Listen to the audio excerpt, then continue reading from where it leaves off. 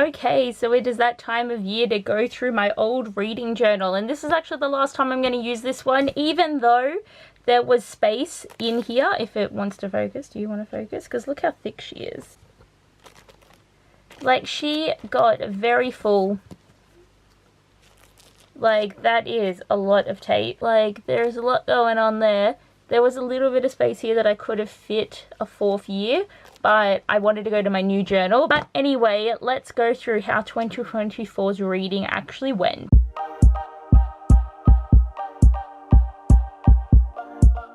So, I only got up to 31 books. This is abysmal. Like, I'm actually so disappointed in myself. Like, I'm trying not to dwell on it. And for my top 15 books of the year video, I had to pick half of these to put on the list. Can't remember the books right now, but I know that it was a struggle. I just know that it was. So, generally, I was sitting around 300, 400 pages for books. Only actually read one massive book, and I have to say, I'm pretty sure that's House of Flame and Shadows, and probably Crescent City for the reread, and then it had to be like Fourth Wing and Iron Flame and all the things there. But pretty much I was on the short side of things for books, really. So finished series, they only finished 2, obviously Crescent City and then Love Lines by Carabasone, which was an audiobook series.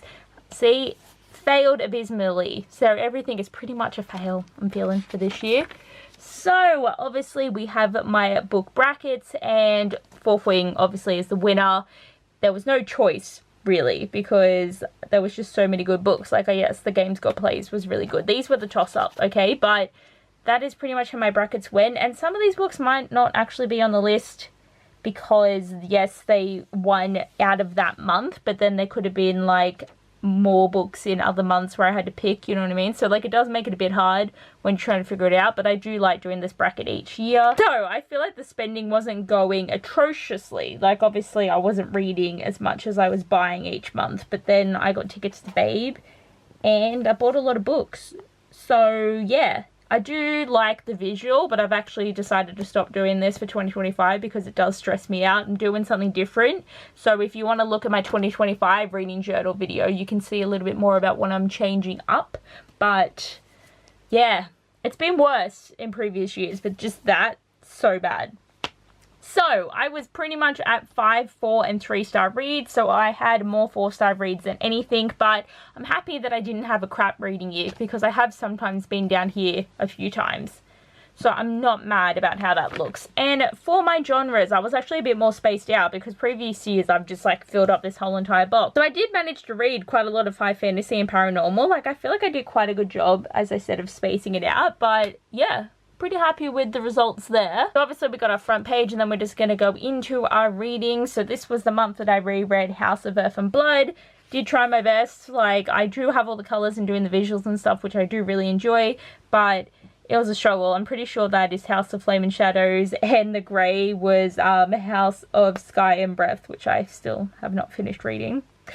I'm just, you know, completely adding myself. So see, look at that. That was some solid reading. It took me 6 days to read that book.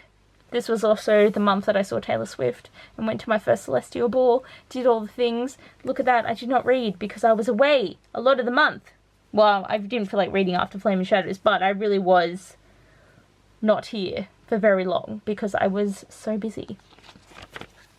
March looks shit, man. I do like this picture of this cat. It's a very cute cat. So I only read one book. It's getting bad. You can see that I just don't read much. That is an god-awful colour that I picked for Fourth Wing. Why did I pick that? My god. It looks like vomit. There's a lot going on because I do read like an audiobook, and then I have a lunch break book, and then I'm reading a book at home. So like the colours are starting to get all over the place. Ugh. This month looks awful as well. That's clearly not much reading. You can tell that that is not much physical reading in May. And then, oh yes, this is when, because A Fake Inked in Blood was our first book club pick. So you can see where I had times when I listened to it more. So obviously I'm putting in like, these are just like when I drove to work. So I wasn't actually reading much. Oh, a lot of yellow. What did I read? Oh, that was Five Broken Blades. Yes. See, this is like such a sunset-y colour. Like, I pick a colour based on the main colour on the book cover. That's just how I've always done it. And, oh, lots of reds and yellows again. And then a lot of audiobooks. So, audiobooks I don't actually highlight in. I only highlight in if I own the physical book and I can follow along. So, this was, see, this is when I was in Europe. See, I did not read at all because I didn't bring a physical book, but I finished so many freaking audiobooks, it's not funny. It was a fun time. So obviously Amy's audiobook, and then I do my little star reading. And then I didn't read at the first part again because I was obviously busy. So I read Bonded by Thorns, started to try and get some more physical reading done there. And then what was this big one? Oh yes, The Game Gods Play. I read that actually pretty quickly because I was having quite a fun time with it. But then, what is this yellow book? Did I finish this yellow book? Yes, Covert. That's Covert. So this was like lunchtime reading. I was not vibing with reading at all. Then we got to December and I managed to finish Angel's Mask and Fire in the Sky, which is another book club pick. And yeah, I feel like it just doesn't look visually great because 31 books in the year, so there's not going to be a lot going on, you know, like it could have been better. And I'm hoping that 2025 is going to be better, but who knows actually, because I don't feel like reading at all, really. So I am glad that I got some reading done in 2024, but there are still a lot of books I need to read, a lot of books I bought in 2024. But again, I'm hoping that 2025 is going to be better because it just severely needs to be. But that is all for this video. It wasn't going to be a very long one just because I wanted to speed through it just to show you what I have read. But I do hope you enjoyed the video. Thanks for watching and I'll see you guys next time. Bye!